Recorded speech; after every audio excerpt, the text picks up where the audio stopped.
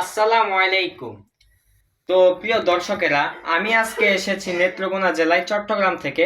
তো নেত্রকোনা জেলার শ্রেষ্ঠ সাধক 1982 সনের সাধক বাউল গুরু মোহাম্মদ ইউসুফ আলী মন্ডলের একটা সঙ্গীত শোনার উদ্দেশ্যে। তো পাশে থাকুন। আসসালামু আলাইকুম বাউল সাহেব, কেমন আছেন? ভালো ভালো। তো আমি চট্টগ্রাম থেকে অনেক জার্নির পর অবশেষে আপনার কাছে আসলাম আপনার একটা সঙ্গীত শোনার জন্য।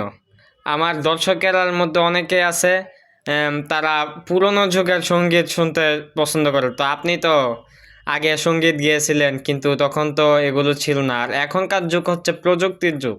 এখনকার যুগে যদি কিছু একটা বলা হয়, তাহলে সেটা সংরক্ষণ করে রাখা যায় আজীবনের জন্য। তো বাউল সাহেব, যদি একটা গান শোনাতেন, আমার দর্শকেরা খুশি হতো আর আমার উদ্দেশ্যটাও পূরণ হতো।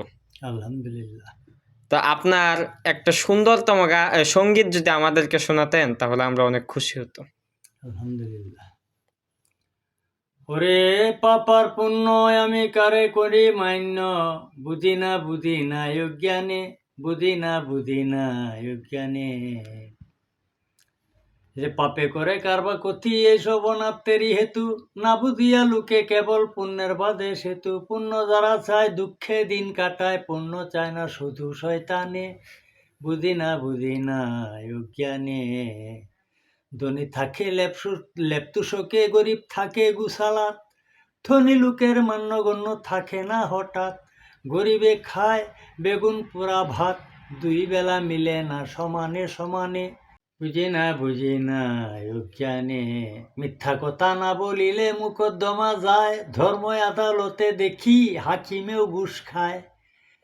সিটারি বাটপারি যার কাম, মহাজন তার নাম, ধর্ম যে বলবান বুঝিব কেমনে, বুঝি না অজ্ঞানে। এইসব দাদাবাজি লুটপাট করে কায় যারা, তারারে কয় বাবাজি। বলে বাউল দ্বিজ দাসে এইসব দাদাবাজি, লুটপাট কইরা সিটারি বাটপারি কইরা খায় যারা, তারারে কয় বাবাজি। নিত্য আর অনিত্য ধর্ম হইতে সত্য, ধর্ম যে বলবান বুঝিব কেমনে, বুঝি না অজ্ঞানে।